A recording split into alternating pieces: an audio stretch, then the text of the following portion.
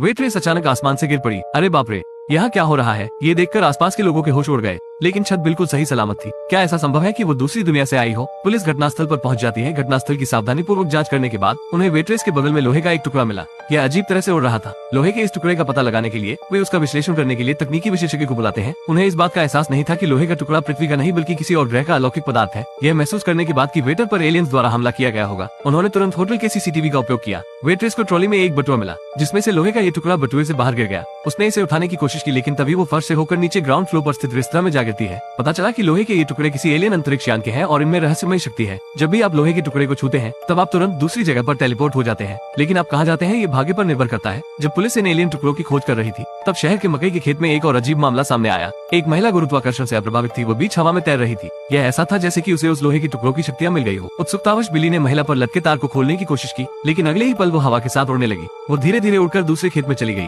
जब वो यहाँ पहुंची तो पुलिस दंग रह गई। हर जगह लाशें तैर रही थी। क्या हुआ ये जानने के लिए पुलिस ने तुरंत इन शवों की फोरेंसिक जांच की व्यवस्था की, लेकिन सभी को आश्चर्य हुआ। हालांकि इन लोगों की कोई पल्स नहीं है, लेकिन मस्तिष्क अभी भी चुपचाप काम कर रहा है। जाहिर है ये लोग वास्तव में मरे नहीं है।